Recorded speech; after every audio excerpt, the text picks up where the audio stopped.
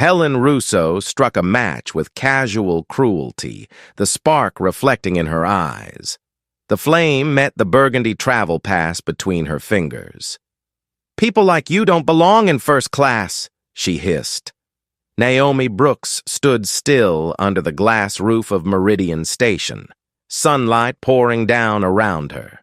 She didn't flinch as the paper curled and blackened. Smoke coiled upward, thin and slow. The crowd froze. Then came the glow of phones, screens rising like 100 tiny spotlights. Helen's grin widened. "Let's see how fast this fake burns." The gold seal bubbled and collapsed into ash. Naomi's pulse quickened, but her face stayed calm. Her mother's voice echoed in her memory. "Never give anger to small people. They live on it."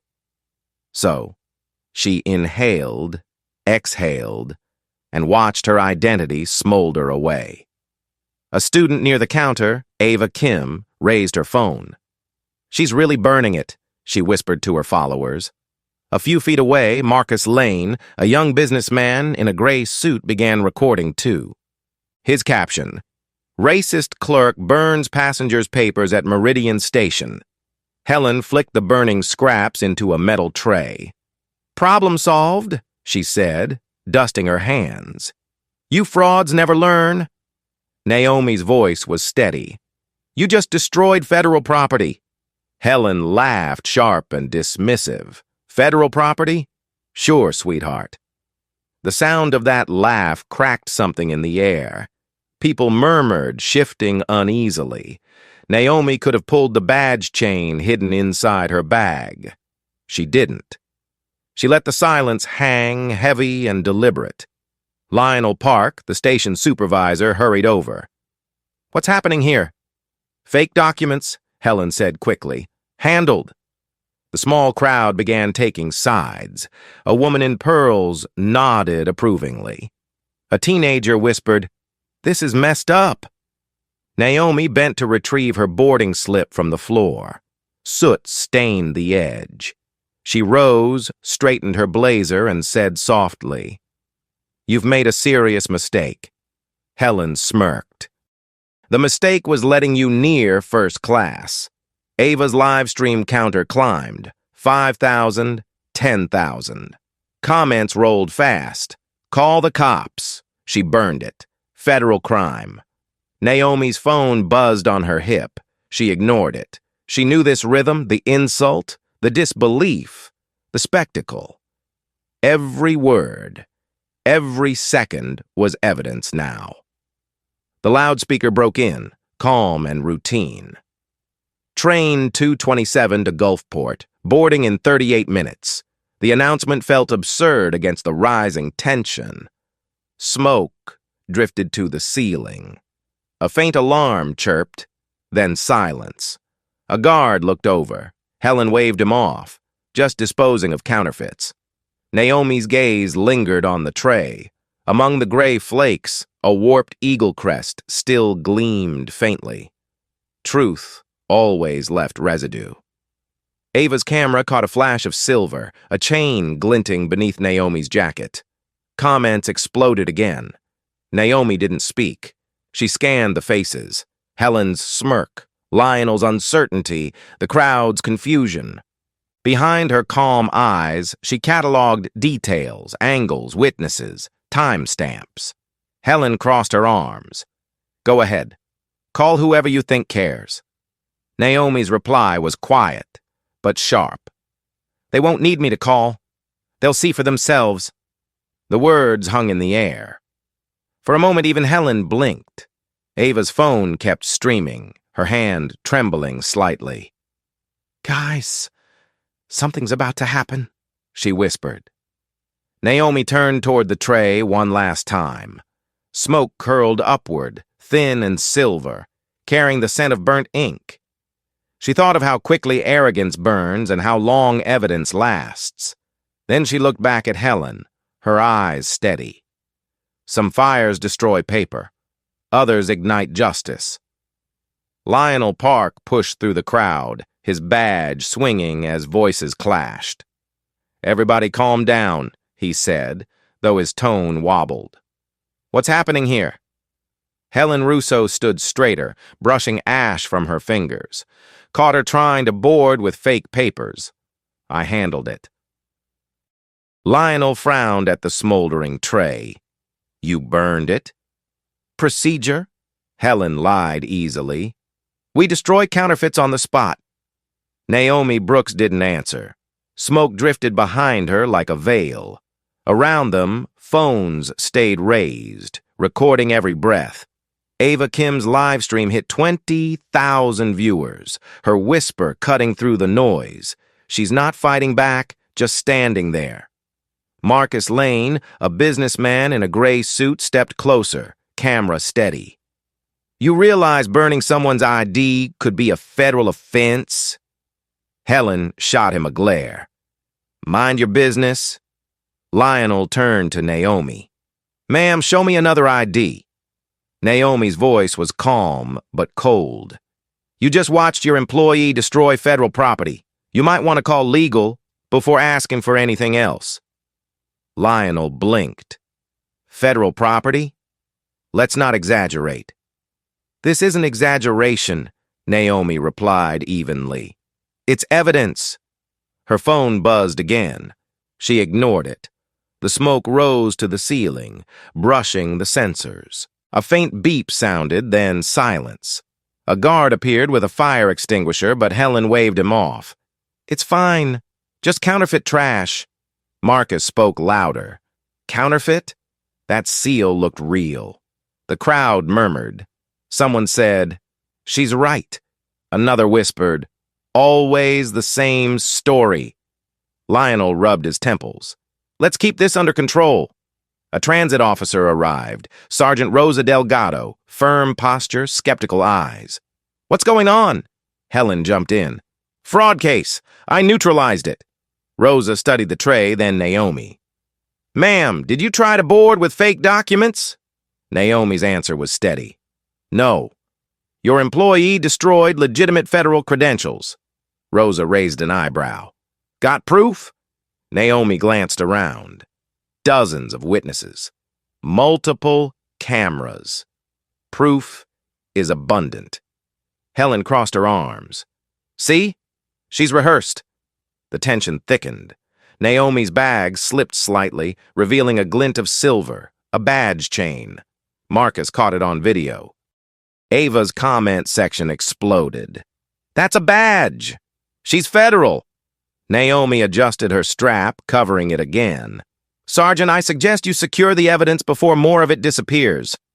Rosa hesitated. The woman's tone wasn't defensive, it was procedural. "What exactly do you do, ma'am?" Naomi met her gaze. "Something that keeps people like your clerk out of prison." Helen scoffed. "Oh, please." Lionel raised both hands. "Let's all relax." The loudspeaker cut through the tension. "Train 227 to Gulfport, boarding in 32 minutes. The routine announcement felt absurd amid the smoke and murmurs. Marcus zoomed in on Helen. "You said protocol allowed burning documents. Can you cite it?" Helen faltered. "It's a verbal directive." "Verbal," Marcus repeated. "That's not law." Ava's chat flooded again. "Fire her. Federal crime. Instant karma." Naomi spoke clearly. "Every word you say is recorded. Every lie becomes evidence. Keep talking." Helen's confidence flickered. Rosa peered at the ashes again, spotting a faint gold mark. "This looks authentic." Naomi nodded. It was. The shift rippled through the witnesses. Lionel's throat tightened. "Maybe we should call corporate." Marcus muttered, "You'll want more than corporate." Rosa looked at Naomi, uneasy now. "Who exactly are you?" Naomi's reply was calm. "Someone you'll soon regret ignoring." Smoke drifted higher, curling like a signature written in the air. Reflections of phones gleamed off the glass walls, capturing everything. Naomi's phone buzzed again. The display read, "Federal Director. Urgent." She didn't answer. Not yet. Helen folded her arms, defiant. "When security gets here, you're gone." Naomi's voice was quiet, precise. Security's already here. They just don't know who for yet. The words lingered, chilling the air. The smoke alarm beeped again, louder this time, echoing through Meridian Station as the balance began to shift. The smoke alarm fell silent, but the station buzzed with tension.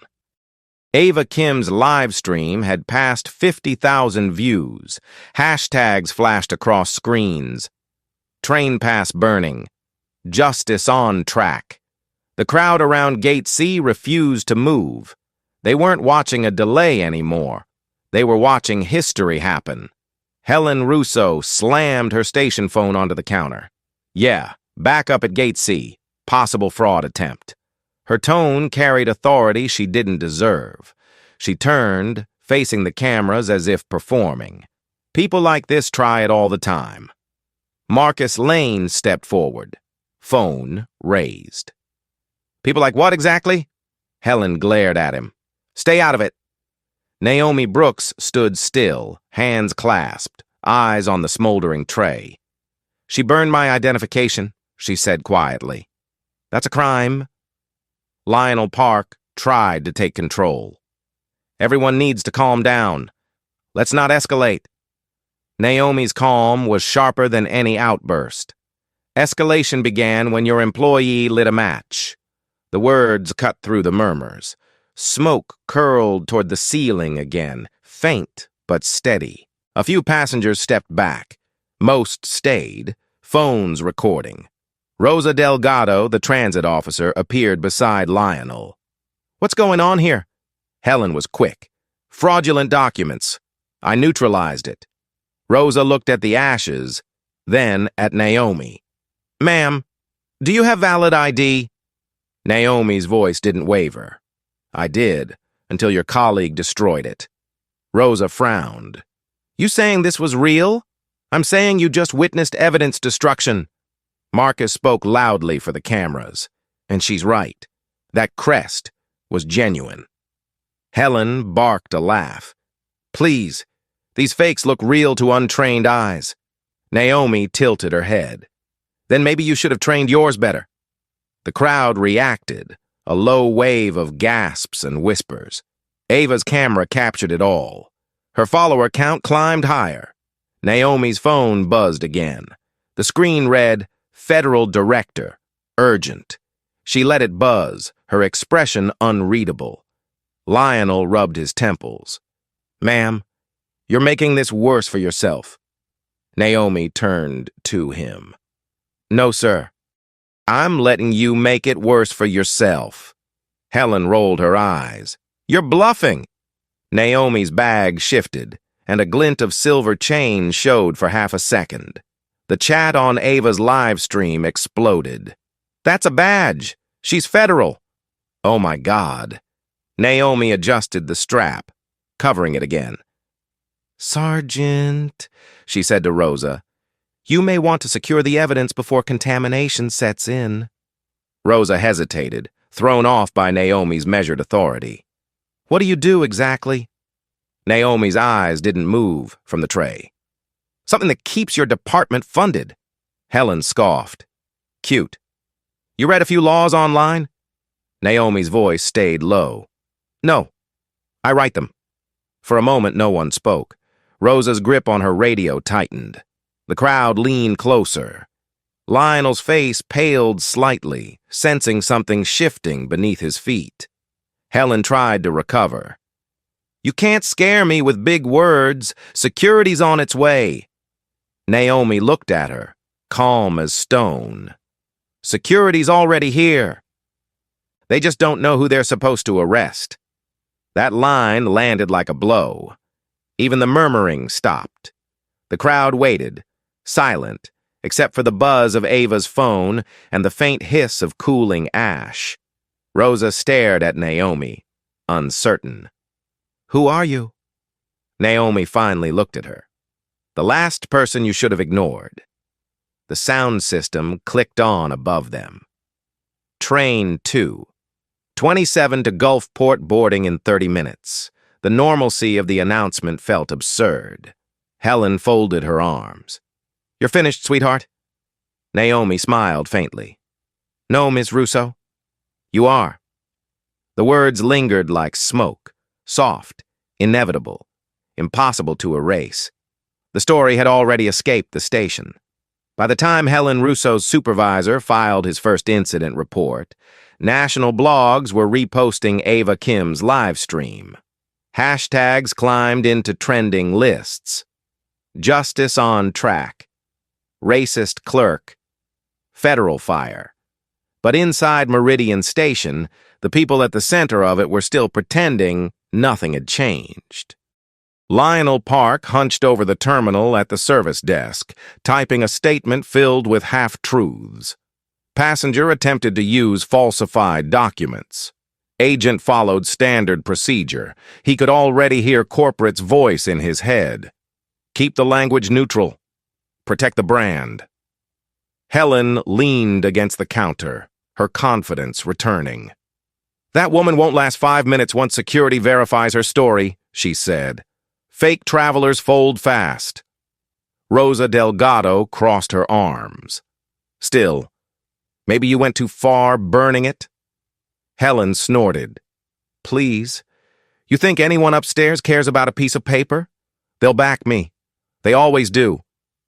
Naomi Brooks watched the exchange from a few feet away, calm but alert.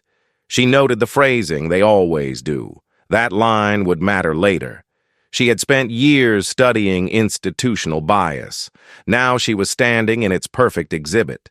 Her phone buzzed again, but she didn't answer. Timing mattered. Evidence mattered more. Marcus Lane stood near the ticket barrier, still recording. You realize, he said to Rosa, that's a federal crime scene now? Rosa frowned. Federal? Don't exaggerate. Naomi turned her head slightly. He's not exaggerating. Helen rolled her eyes. Oh, here we go again. Under title 18. Section 13. 61. Naomi said evenly. Willful destruction of government property carries a 10-year penalty. Congratulations, you've made yourself famous. Rosa blinked. You memorized federal code? I enforce it, Naomi said simply. For a second, the room stilled. Even the keyboard clatter from Lionel's desk stopped. Helen laughed awkwardly. You're lying. Naomi didn't answer. She reached for her messenger bag, adjusting the strap. The silver chain glinted again in the overhead light. Ava's camera caught it perfectly. The comments on her live stream exploded. That's a badge chain. She's not bluffing. This is about to get real. Lionel looked nervous now. Maybe we should call legal. Maybe you should call someone higher, Naomi replied. They're already watching. Helen frowned. Watching? Naomi nodded toward the ceiling. Every camera in this building is federal property. You just committed your crime in high definition. Rosa's eyes widened. Wait, seriously? Seriously, Naomi said. And those live streams outside, they're copies. The evidence is already redundant. Marcus chuckled under his breath. Guess the cloud has a conscience. Helen's confidence cracked. You can't threaten me with the internet, I don't need to, Naomi replied. The truth uploads itself. A faint announcement echoed overhead. Train 227 boarding in 28 minutes. The voice felt detached, robotic, as if mocking the chaos below. Lionel wiped sweat from his temple. Let's move her to a private room before this gets worse. Rosa nodded slowly, though doubt shadowed her face. Ma'am, I'm going to have to ask you to come with us. Naomi's smile was calm, almost kind. Of course, lead the way. But be aware. You're escorting a federal officer. Every step you take is being logged. Helen snorted again, but her laugh sounded hollow. You're unbelievable.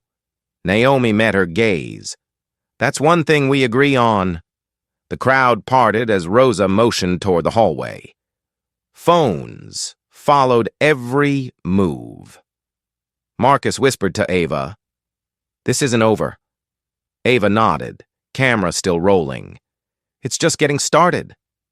As Naomi walked past the service counter, she glanced once at the tray of ashes. The faint gleam of the eagle crest still shone through the gray dust, proof that arrogance burned faster than truth and left brighter remains.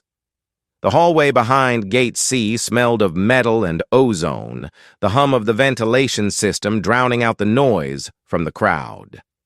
Sergeant Rosa Delgado led the way, her radio crackling with static. Behind her, Naomi Brooks walked calmly, hands visible, every step measured. Helen Russo followed close, arms folded, muttering under her breath.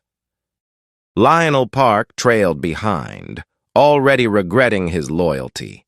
They stopped in a small interview room, white walls, no windows, one flickering fluorescent light. Rosa gestured toward the chair. "Sit down, ma'am.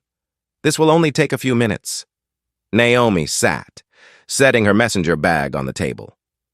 "Take as long as you need," she said quietly.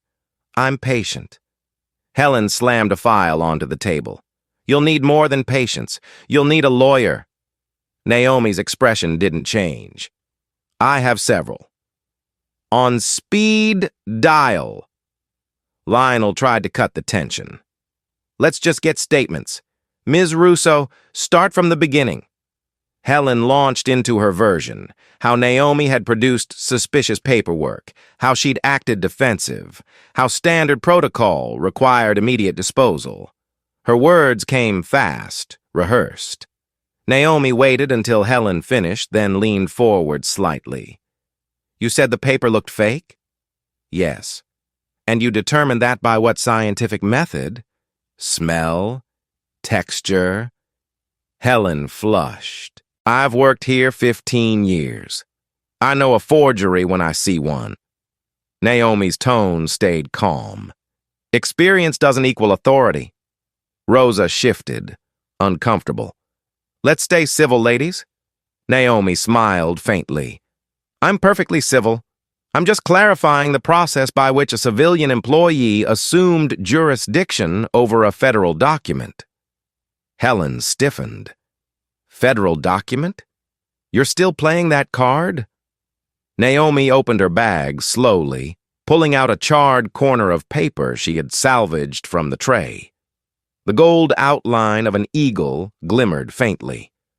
"This card," she said, "plays itself." Lionel stared. "How did you—" "I retrieved it while you were typing false reports," Naomi interrupted gently. "Evidence preservation is important." Rosa leaned closer. "That crest looks real." "It is," Naomi said. "And every second you doubt me, your liability grows." Helen snapped. "You think you can scare us with big words?" Naomi's eyes hardened. "No, Ms. Russo, I scare you with facts." The light flickered overhead. Rosa cleared her throat. "Look, until we confirm your identity, you're just a passenger." Naomi's phone vibrated. She looked at the screen, then placed it face up on the table. The display read, "Federal Director, incoming call." She didn't answer. Instead, she said, "You'll want to be present for this." The room fell silent. Even Helen's defiance faltered. Naomi finally pressed the speaker icon. Brooks speaking. A deep voice filled the room. "Agent Brooks, confirm your location. Meridian Station. Interview room 4, Naomi replied. "Understood. Federal response team en route. Estimated arrival 8 minutes. Preserve scene integrity." "Yes, sir." She ended the call. Helen's face drained of color. "Agent?" Naomi folded her hands. "Chief Inspector, Federal Rail Administration, Civil Rights Division." Lionel stammered. "This can't be right." Naomi met his eyes. "It's completely right. And you just witnessed the destruction of federal property during an active investigation." Rosa exhaled slowly. Holy hell. Helen backed against the wall. "I didn't know." Naomi stood, her calm returning like gravity. Ignorance isn't a defense, but honesty might shorten your sentencing. Outside, faint sirens began to wail. Naomi lifted the burnt fragment, setting it in the center of the table like a badge of fire. "What you tried to erase," she said softly, "is now evidence that will outlive all of us." The sirens grew louder, a steady pulse echoing through the glass corridors of Meridian Station. Inside interview room 4, Helen Russo paced like a trapped animal. "They can't arrest me for doing my job," she said, voice shaking now. It was procedure. Naomi Brooks stood by the table, calm as marble. "Show me that procedure in writing," she said quietly. "The one that authorizes employees to incinerate federal credentials." Helen didn't answer. Lionel Park was on his phone, whispering frantically to corporate headquarters. "Yes, I know what she said, but she's bluffing. No, I don't think she's lying. Hello?" The call disconnected. Sergeant Rosa Delgado pressed her hand to her radio. "Dispatch confirms federal units inbound. They requested we preserve the area." Helen laughed weakly. "They requested? You mean they believed her?" Naomi met her gaze. "They don't believe me, Ms. Russo. They know me." Rosa's radio crackled again. "Federal convoy entering South Platform." She turned to Naomi. "You really are who you say you are?" Naomi nodded, once. "Chief Inspector, Federal Rail Administration, Civil Rights Enforcement Division, badge number 3729. Helen sank into a chair, color draining from her face. "This can't be happening." Naomi retrieved her ID wallet from her bag. The emblem gleamed under the flickering light. The gold eagle, the Department of Transportation seal, the holographic security threads. She placed it on the table. "You destroyed a copy of this credential not 30 minutes ago," she said softly. Lionel swallowed. "Oh my God." "Not yet," Naomi replied. "But you're close." The door opened suddenly, and 2 uniformed transit officers stepped in. "Ma'am, we've been told federal agents are taking over jurisdiction," one said. Rosa nodded toward Naomi. "You're looking at their lead." The younger officer blinked. "Wait, her?" "Yes," Rosa said, rubbing her forehead. "Her." Naomi turned to Helen. "Do you remember what you said to me at the counter? That I didn't belong in first class?" Helen couldn't speak. Naomi leaned forward. "Turns out I own the rail line's federal safety certification. I belong everywhere." Outside, footsteps thundered as federal marshals arrived. The door swung open again, revealing 2 agents in dark jackets marked Federal Transit Enforcement. The taller one, Agent Ruiz, nodded at Naomi.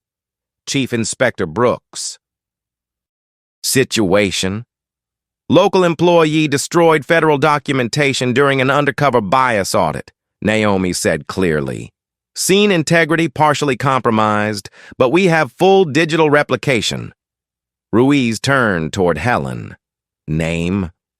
"Helen Russo," she whispered. "You're under federal investigation," he said, reading her rights in a tone that left no space for disbelief. Helen started crying. "I didn't know who she was. I thought it was fake." Naomi's eyes softened but stayed firm. "Ignorance doesn't erase evidence." Lionel tried to speak. "Please, Chief Inspector, our company had no idea." Naomi cut him off. 17 prior complaints about document discrimination were filed against this employee, all ignored. That's knowledge, not ignorance. Ruiz gestured to the marshals. "Take her." Helen's knees buckled as they cuffed her hands. "Please," she whispered. "I didn't mean to." Naomi watched silently as the door closed behind her. Then she turned to Lionel. "You'll hear from our legal division. Preserve every file, every camera log, every memo. They're all subpoenaed now." Lionel nodded numbly. Naomi gathered her badge and the charred fragment from the table. "When arrogance burns," she said quietly, "it leaves the same ash as ignorance." Rosa stared at her, awe creeping into her voice. "What happens now?" Naomi glanced toward the window where blue lights flashed against the glass. "Now," she said, "we begin the paperwork." Outside the interview room, the station had fallen into uneasy silence. Passengers whispered near the gates, holding up their phones like lanterns. The videos of Helen Russo's arrest were already circulating, each clip adding new angles, new outrage. Federal Fire had reached 100,000 views before Naomi Brooks even stepped back into the concourse. Agent Ruiz walked beside her, voice low. "Chief Inspector, the marshals secured the scene. Evidence bags are en route to federal storage." Naomi nodded. "Good. The data is already mirrored to the Department of Transportation servers." Rosa Delgado trailed behind, still dazed. "I can't believe this," she muttered. "You came here undercover? To test us?" Naomi turned to her. "Not you. The system. But you're part of it, Sergeant. What happens next depends on whether you learn from this or defend it." Rosa looked down. "I get it now." Marcus Lane was waiting near the station cafe, phone still in hand. "Chief Inspector Brooks," he said cautiously. "If that's even your real title?" Naomi allowed a small smile. "It is." Ava Kim stood beside him, eyes wide, phone trembling slightly. "That video has over 800,000 views," she said. "People are calling it the train pass scandal." Naomi exhaled. Let them. Every frame helps. Helen's voice echoed faintly from down the hall, muffled cries as the marshals led her through the side exit. Naomi didn't watch. She'd seen too many of those walks to mistake them for closure. Lionel Park approached, pale and sweating. "Chief Inspector, please. This was a misunderstanding our corporate policies." Naomi raised a hand. "Save it for the investigation. You'll receive a subpoena within the hour. But my career. Should have thought of that when you ignored 17 discrimination complaints," she interrupted. He froze. "You knew about those?" "I know everything once the system wakes up," she said. The words carried more weight than volume. Rosa looked at her differently now. Less suspicion, more respect. "So this was all planned?" Naomi nodded. "Every bias audit starts with a spark. We let people reveal who they are before showing them who we are." Ava swallowed hard. "Then what happens to her?" Naomi's eyes softened. "The same thing that happens to every fire that burns too long. It runs out of oxygen." Marcus tilted his camera toward her. "Do you want to make a statement for the public?" Naomi shook her head. "Not yet. Let the evidence speak first. Words mean little until they're written into law." The sound of the public address system broke the silence again. Train 2. 27 to Gulfport delayed pending federal investigation. The announcement rolled across the concourse like thunder. Passengers began clapping. It wasn't loud, but it grew. Scattered applause spreading through the terminal. Someone shouted, "About time!" Naomi turned, surprised. She hadn't expected applause. Justice rarely sounded like celebration. It usually arrived in paperwork and silence. But for once, it echoed in the open. Agent Ruiz checked his watch. "Federal press liaison wants a briefing." "Tell them to wait," Naomi said. "We're still gathering statements." Rosa hesitated. "Chief Inspector, can I assist your team?" "I know the staff. I can help identify others who look the other way." Naomi studied her for a long moment. "You helped perpetuate it today, Sergeant." If you want redemption, you'll earn it through truth, not apology. Rosa nodded, understanding. Naomi looked around at the station, the phones, the faces, the eyes waiting for something beyond punishment. We started with fire, she said quietly. Now we'll finish with light. As the blue strobes outside reflected off the glass ceiling, the entire concourse shimmered like dawn breaking after a long, ugly night. By the next morning, Meridian Station looked more like a command post than a travel hub. Federal tape cordoned off the ticketing area, and security officers guarded every entrance. News crews had gathered outside, their microphones aimed at the glass doors where passengers had witnessed a federal crime unfold. Naomi Brooks walked through the main hall with Agent Ruiz and 2 federal analysts. Her posture was calm, but her eyes were sharp, cataloging everything. The burn tray now sealed in evidence wrap, the bank of security monitors replaying the incident from 17 different angles, the gray dust still visible in the air vents. Digital backups are complete, Ruiz said. Social media copies archived for the case file. Naomi nodded. Good. Public transparency will protect the integrity of the evidence. Rosa Delgado appeared near the barricade, still in uniform but without her weapon.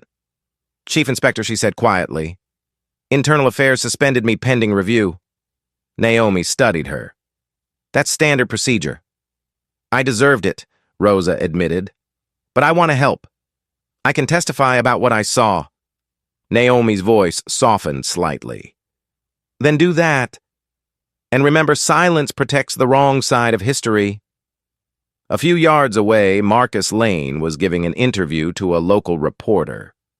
She never raised her voice, he said, gesturing toward Naomi. That's what stunned people. She didn't fight back, she documented. She turned humiliation into evidence. Ava Kim stood beside him, overwhelmed by reporters. I wasn't trying to go viral, she explained. I just wanted proof. Now it's everywhere. Inside the command area, Lionel Park sat pale and defeated as federal auditors questioned him. You were aware of previous discrimination complaints against Ms. Russo? One asked. Lionel's voice cracked. I thought they were exaggerations. Naomi heard him from across the room. That's what every system built on bias tells itself, she said quietly. Ruiz approached her with a tablet. Chief, the department wants your summary before the press briefing. Naomi took the device and scrolled through the timeline. Incident start, evidence collected, federal response time, public reach. It read like a textbook case of modern accountability. Release the official statement, she said. Keep it factual. The story isn't mine. It belongs to the evidence. Outside, reporters shouted questions through the glass. Chief Brooks, is this the start of a larger investigation? Naomi paused at the door. This is the continuation of one, she said simply. A hush fell. Cameras flashed. She turned back toward the concourse where the crowd had gathered again, some cheering, some still stunned. Helen Russo's arrest had become more than a scandal. It was a mirror reflecting an entire system's arrogance. Rosa stepped closer. What happens to her now? She'll face charges for destruction of federal property, obstruction, and interference with an active investigation, Naomi said. Sentencing will be up to the courts, Ava asked. And the company? Naomi's eyes met hers. Corporate liability review begins Monday. When a business ignores injustice, it inherits it. Marcus lowered his camera. You think this changes anything? It already has, Naomi replied. The question is how much more it will cost them to pretend it hasn't. The public address system chimed overhead. Federal investigation in progress. All departures delayed. Passengers didn't complain. They stood quietly, watching as federal officers sealed evidence crates. For the first time, silence sounded like respect. Naomi looked up at the skylight, the morning sun filtering through the glass. "Every fire leaves ash," she murmured. "But ash is proof something once burned." Ruiz glanced at her. "Poetic, Chief. Factual," she corrected. "And admissible." 3 days later, the glass towers of the Horizon Rail, corporate headquarters, gleamed over downtown Chicago, reflecting the gray sky. Inside, the executive boardroom buzzed with fear disguised as control. Screens displayed breaking news banners. Federal probe expands after viral rail incident. Stock prices crawled downward like melting ice. Patricia Granger, the company's CEO, stormed into the room clutching a stack of printed headlines. "How in God's name did a ticket clerk turn into a national crisis?" she shouted. No one answered. Lionel Park sat at the far end of the table, pale and exhausted. "It was supposed to be routine," he said quietly. "A simple verification." "Routine?" Patricia snapped. "She burned a federal credential on camera. We've lost $40 million in market value in 72 hours. The chief legal officer, Daniel Wu, cleared his throat. "Federal investigators want full access to employee records, internal messages, and discrimination complaint logs. If we don't comply, they'll move for a warrant." Patricia turned to him. "And if we do comply?" "Then they'll find the 17 ignored complaints about Russo," he said grimly. Silence settled like fog. Naomi Brooks entered the room, flanked by 2 federal auditors. The executive straightened instinctively. She wore no anger, only purpose. "Good morning," she said. "We'll keep this brief." Patricia forced a smile. "Chief Inspector Brooks, thank you for meeting us. This misunderstanding has been—" Naomi stopped her. "Not a misunderstanding. A documented pattern. 17 prior reports from passengers of color were dismissed by management. You call it oversight. The law calls it deliberate indifference." The room froze. Patricia's fingers tightened on the edge of the table. "You can't accuse us of systemic discrimination based on one incident." Naomi placed a file on the table. "One incident? You've had enough complaints to fill a chapter of the Civil Rights Act." Daniel leaned forward, voice trembling. "Chief Inspector, we're prepared to cooperate fully. Training programs, compensation, anything." Naomi looked at him evenly. "You'll cooperate because federal law doesn't negotiate." A murmur rippled through the executives. Patricia tried to regain authority. "We've served millions of customers without issue." Naomi's tone sharpened. "And ignored the ones who didn't fit your picture of who belongs in first class." Behind her, the federal auditors began distributing subpoenas. Screens flickered as they accessed the company network. A warning flashed across Patricia's tablet. "Federal compliance lock enabled." Lionel spoke softly, almost to himself. "I told her not to burn it." Naomi turned to him. "You told her, then you helped cover it. That's complicity, Mr. Park." Patricia looked up, desperate. "What are our options?" Naomi closed the file. "You'll face corporate penalties under Title 49, Section 1213.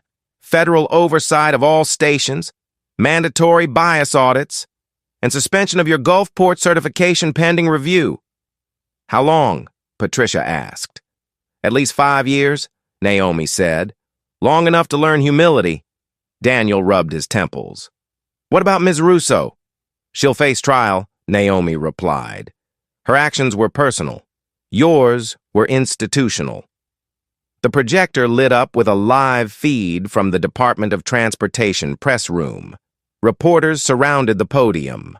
A caption read, Federal Civil Rights Division Chief Inspector Brooks to deliver statement. Patricia looked panicked. You're going public? Naomi gathered her papers.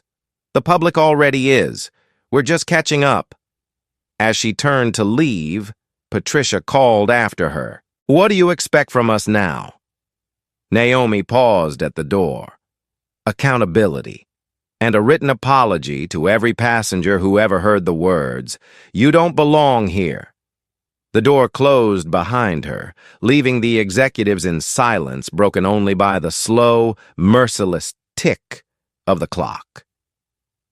3 months later, the federal courthouse in downtown Chicago overflowed with reporters, activists, and industry executives. The name Horizon Rail had become shorthand for corporate humiliation. Inside courtroom 4, Helen Russo sat at the defense table in a plain gray suit, her hands trembling. Gone was the sharp uniform, the smug posture, the false confidence. Judge Eleanor Marshall entered, her gavel striking once. Court is now in session. The murmurs died instantly. Naomi Brooks sat behind the prosecution table, her federal badge clipped to her blazer. She hadn't come for vengeance, she came for closure. The prosecutor, Assistant U.S. Attorney David Kim, rose. Your Honor, the government presents evidence showing that the defendant, Ms. Helen Russo, willfully destroyed federal identification, obstructed a civil rights investigation, and falsified internal reports to conceal misconduct.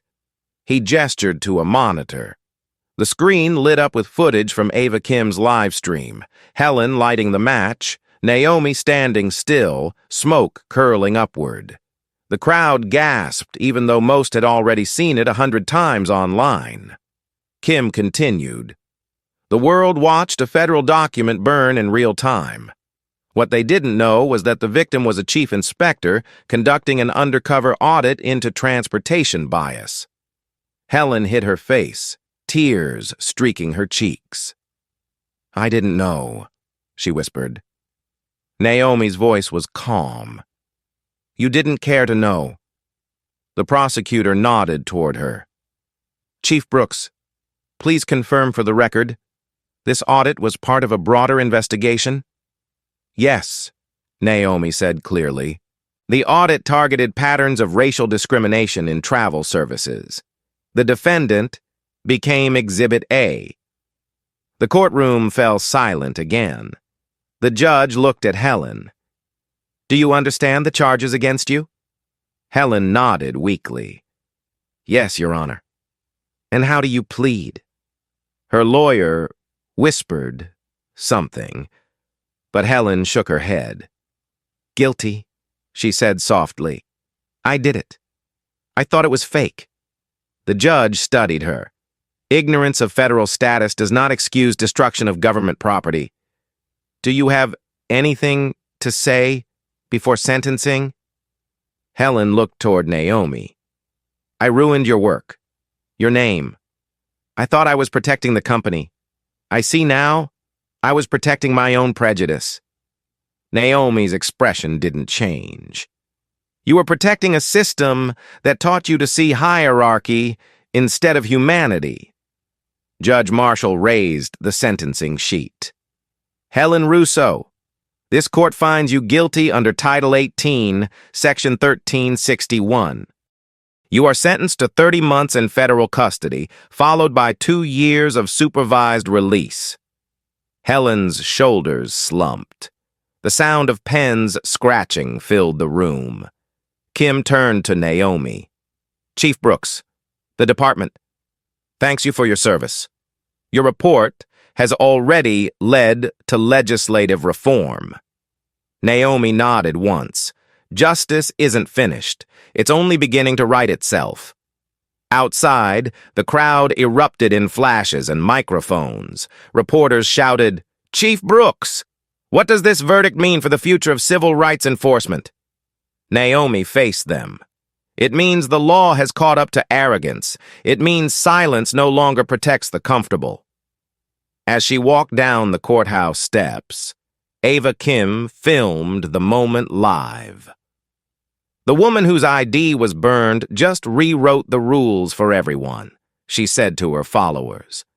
Behind them, church bells tolled the noon hour. Helen Russo was led away in handcuffs, her reflection glinting once in a passing news van window, one last flash before disappearing from the story she'd set on fire. Naomi looked up at the sky.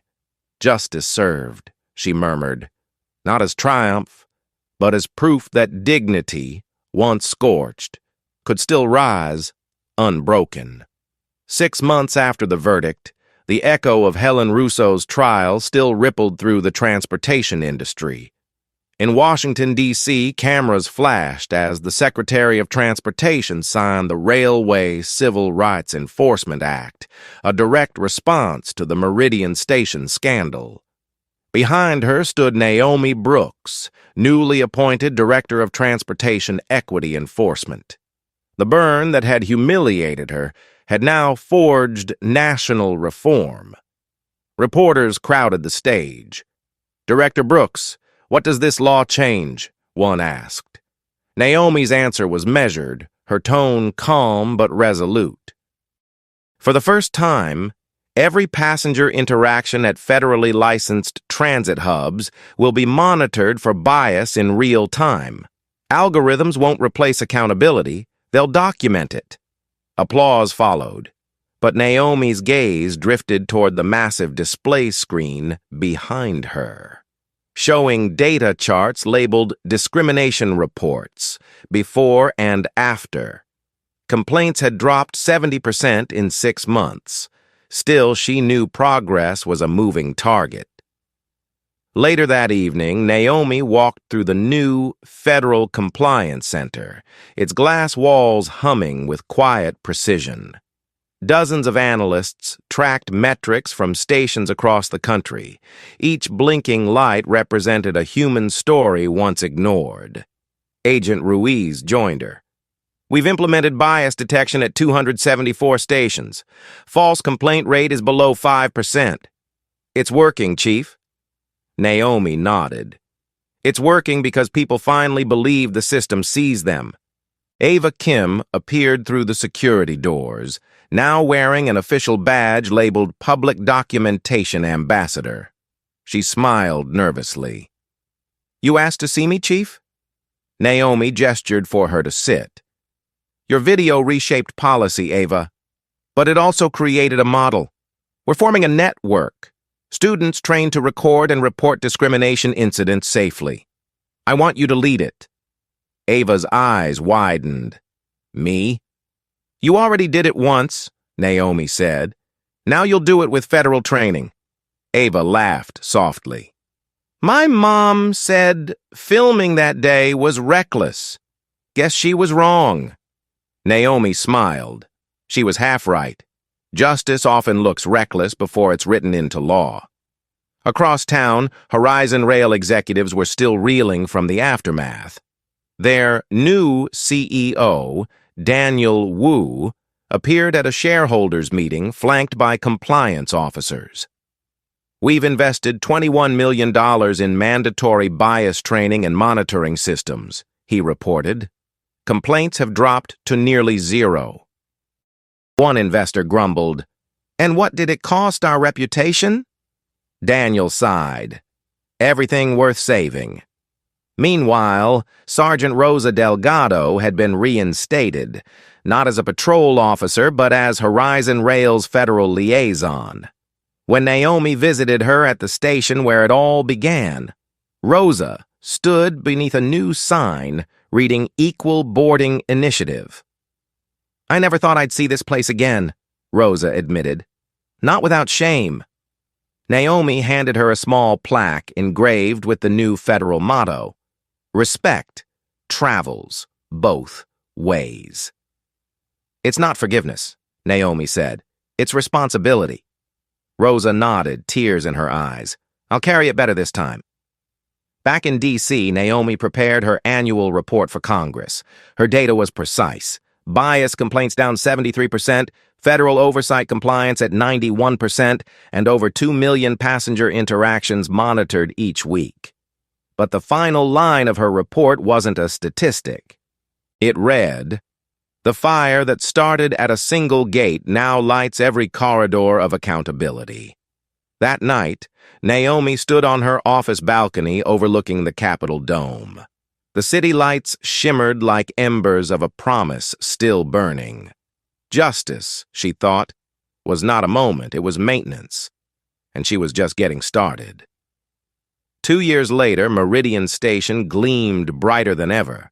The once infamous Gate C now bore a bronze plaque that read, "Dedicated to equal access and dignity in transit." Every wall camera streamed directly to the federal compliance network. What had once been chaos was now a living monument to accountability. Naomi Brooks stepped into the terminal flanked by reporters for the annual Civil Rights in Transit Summit. She wore a navy suit, her badge visible, a symbol now recognized across the nation. The smell of fresh coffee and polished steel replaced the acrid memory of smoke. Marcus Lane greeted her near the information kiosk, his once shaky phone now replaced by professional gear. "Director Brooks," he said, smiling. "Remember when we couldn't even get them to listen?" "I remember," Naomi replied. "Now they listen because the microphones never turn off." At the center of the concourse, a digital display cycled through statistics. Discrimination incidents down 85% nationwide, average boarding efficiency up 12%. Justice, it turned out, made systems faster, not slower. Ava Kim arrived moments later, now 21, leading a group of student ambassadors wearing lanyards marked Documentation Network. "We train hundreds of volunteers a year," she said proudly. "Every video becomes part of a national accountability archive." Naomi nodded. "You turned outrage into infrastructure. That's real power." Across the hall, Rosa Delgado coordinated new recruits, teaching them how to identify subtle bias during passenger screenings. The same woman who once doubted Naomi now enforced her principles daily. "Funny how it comes full circle," Rosa said when Naomi approached. "We used to stop passengers. Now we stop prejudice." Naomi smiled. "That's the real destination." Nearby, a small crowd gathered before a transparent case. Inside sat a single object, a burned fragment of paper sealed under glass, the faint outline of a golden eagle still visible. A sign read, "The document that changed federal law." A little girl pointed at it. "Mom, did someone really burn it?" Her mother nodded softly, and because she did, people stopped being afraid to speak up. Naomi watched quietly. The memory still carried heat, but not pain. Evidence ages, she thought, but its truth doesn't fade. Later that afternoon, she took the stage before an audience of industry leaders and students. "When we first began," she said, "people thought accountability would slow progress. They were wrong. Equality isn't resistance, it's efficiency. When dignity is standard, mistakes decrease, trust rises, and everyone travels further." Applause rippled through the hall. Marcus filmed the moment live for millions watching online. Ava grinned from the front row, tears glinting in her eyes. After the summit, Naomi lingered near Gate C alone. The sunlight from the glass roof fell exactly where the fire once burned. She opened her notebook and wrote a single line. "Justice begins wherever arrogance ends." Her phone buzzed. A message from the Secretary of Transportation. "Meeting confirmed. Global Civil Rights Collaboration Proposal approved." The spark that began in one station was now crossing borders. As she turned to leave, a reporter called out, "Director Brooks, What would you say to passengers who still experience discrimination anywhere? Naomi paused. Document it. Report it. Don't shout for revenge. Stand for reform. Every voice, every clip, every witness adds weight to justice. She faced the cameras. If this story moved you, share it. Speak it. Let people know that silence protects no one. The crowd applauded softly. Naomi looked once more at the framed ashes, the birth certificate of a better system. The fire that had tried to erase her identity had instead lit a path for millions. If this story moved you, don't let it end here. Every moment of injustice deserves a witness, and every witness has the power to spark change. Share this video so more people learn that dignity isn't granted by status. It's protected by awareness. If you've ever seen discrimination at work, in public, or while traveling, document it safely, report it, and speak out. Real justice doesn't always come with noise. Sometimes it starts quietly, with one person refusing to look away. Subscribe to our channel for more powerful Black stories of resilience, courage, and transformation. Hit the notification bell so you never miss a moment when truth meets consequence. Your comment might inspire someone to stand up, your share might expose what others hide, and your voice might be the one that changes everything. Together we turn stories into action and ashes into light.